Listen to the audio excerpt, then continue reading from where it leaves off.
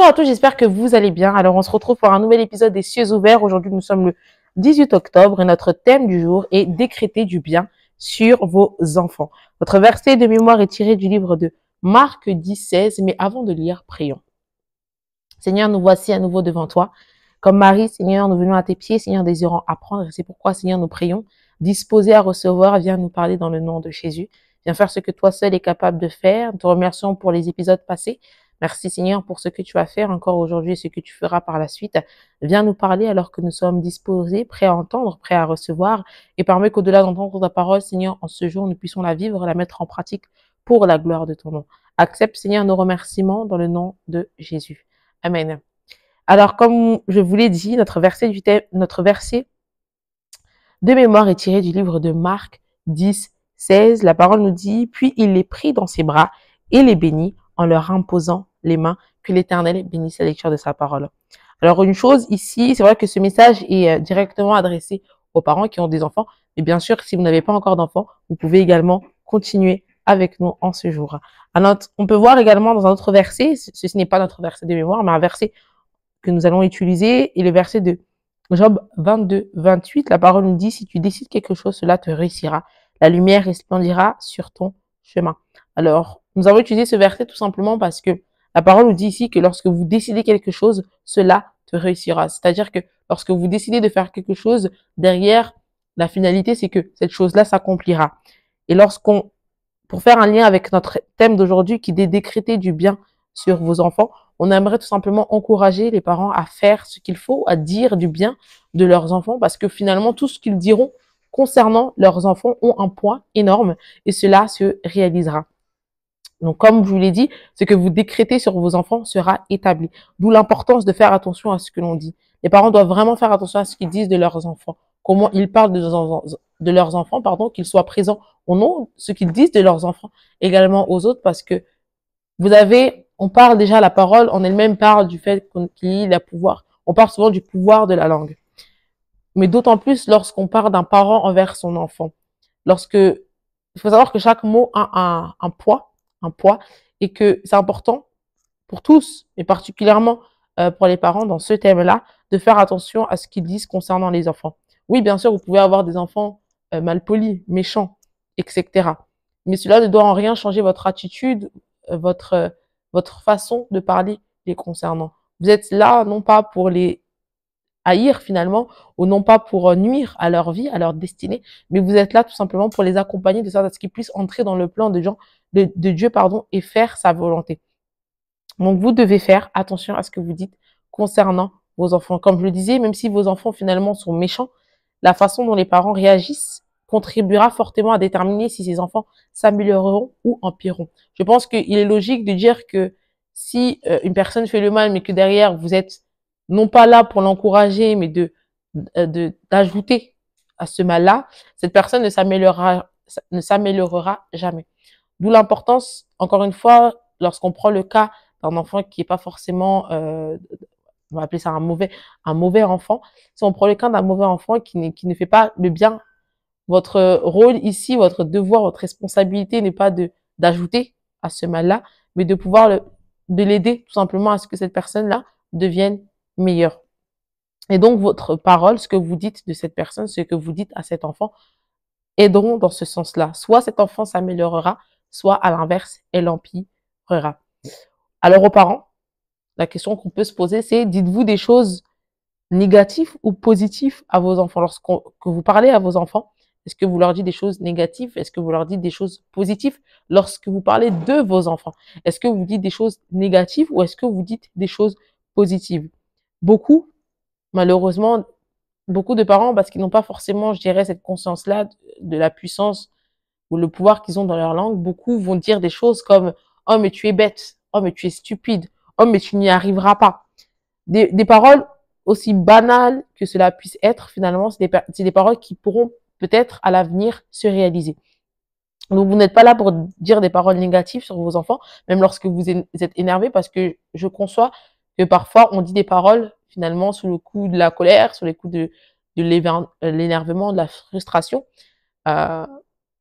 Cela, bien sûr, ça demande quand même une certaine maîtrise de soi.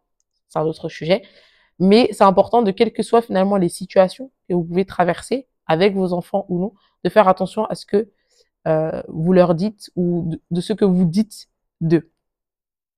Parce que quelles que soient finalement les paroles que vous prononcez sur vos enfants, qu'elles soient positives ou négatives, les deux auront un impact sur vos enfants. Encore une fois, que ces paroles soient positives ou négatives, les deux, tous deux, auront un impact sur vos enfants.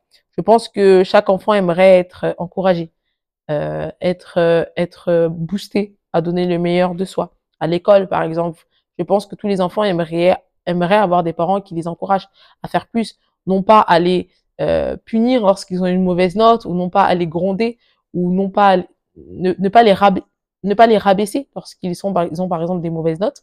Mais je pense que tous les enfants aimeraient que leurs parents justement soient là pour les encourager à faire mieux, à donner le meilleur de soi, et un jour finalement ça paiera.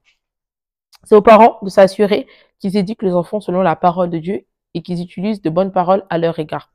Dieu vous a donné ses enfants. Et l'une des raisons pour laquelle Dieu vous a donné ses enfants, c'est que vous puissiez les éduquer de sorte à ce que lorsqu'ils grandissent, ils puissent suivre le plan que Dieu a pour vous. Et donc, c'est encore une fois votre responsabilité de les éduquer correctement en utilisant les bons mots, la bonne parole, la parole première et la parole de l'Éternel, de sorte à ce que lorsqu'ils grandiront, finalement, la parole nous le dit clairement, de sorte à ce que lorsqu'ils grandiront, ils ne s'en éloigneront pas. Excusez-moi. Lorsque Dieu a créé, il a parlé de la même manière, vos paroles sont créatrices. Encore une fois, je me répète, mais il faut comprendre cela. Vous devez être conscient du fait que lorsque vous parlez de la même manière, et lorsqu'on regarde à ça, on voit vraiment la puissance finalement de la parole. Lorsque Dieu a créé, il a parlé. Et donc, de la même manière, lorsque vous dites quelque chose, vos paroles sont créatrices finalement. Donc, lorsque vous dites quelque chose, ces paroles peuvent se manifester. Et je pense que, je sais pas si ça vous est déjà arrivé, mais moi, j'ai été amenée à dire des paroles et derrière, j'ai vu justement les répercussions que cela a. J'ai vu les conséquences de ces paroles-là. J'ai vu parfois ces paroles également se réaliser. Tout ça pour dire que vraiment, vos paroles sont créatrices. Donc, c'est à vous de déterminer comment vous voulez finalement utiliser cette parole-là. Est-ce que vous voulez utiliser ces paroles-là pour maudire votre enfant? Est-ce que vous voulez utiliser ces paroles-là pour créer un avenir un bon avenir pour votre enfant? Est-ce que vous voulez utiliser ces paroles-là pour vous encourager de sorte à ce que votre enfant devienne la meilleure version d'elle-même? C'est à vous de déterminer cela, mais prenez encore une fois conscience du fait que vos paroles sont créatrices. Vous créez à travers vos paroles de la même manière que Dieu a parlé lorsqu'il a créé la terre. Lorsque vous parlez également, vous créez quelque chose. Donc, vos parents sont d'autant plus puissantes sur vos enfants car ils sont venus au monde à travers vous. Un autre point super important, c'est que vos enfants viennent de vous. Donc, lorsque vous dites quelque chose à vos enfants, finalement, cela a plus d'importance et également plus de puissance. On peut voir un exemple dans la Bible, les hommes de Jacob et Esau, à travers leur histoire. On peut voir, pour résumer un peu cette histoire-là, où Jacob, justement, a reçu une bénédiction, excusez-moi, de son père Isaac, et alors que c'était une bénédiction qui était destinée à Esau finalement. Mais on peut voir que malgré le fait que cette bénédiction était destinée à Esau et non pas à Jacob, c'est Jacob qui, Dieu a honoré la parole d'Isaac, le fait que Isaac ait prononcé ces paroles-là sur son fils, Dieu a honoré cette parole-là, et on peut voir que les bénédictions qui étaient de base destinées à Esau c'est finalement Jacob qui a eu ces bénédictions. Donc on peut voir que Dieu également honore ces paroles-là. C'est-à-dire que tout ce que vous dites, finalement, Dieu fera en sorte d'honorer ces paroles-là. De la même manière que Dieu honore sa parole, il honorera également ce que vous dites, vous. Un autre point important, c'est le fait que décréter de bonnes choses sur vos enfants, quelle que soit leur attitude envers vous, mauvaise ou non, cela vous aidera à ne pas avoir de regrets par la suite. Encore une fois, beaucoup n'en ont pas conscience, mais lorsque vous dites quelque chose, on l'a dit et je le répète, cela crée quelque chose derrière. Et pour que vous ne soyez pas plus tard dans le regret de par le fait que vous ayez prononcé de mauvaises paroles sur vos enfants, c'est à vous de faire attention. J'espère que vous me suivez jusqu'ici, j'espère que vous avez été bénis jusqu'ici. Donc j'encourage fortement les parents à faire prophétiser, décréter de bonnes choses sur vos enfants.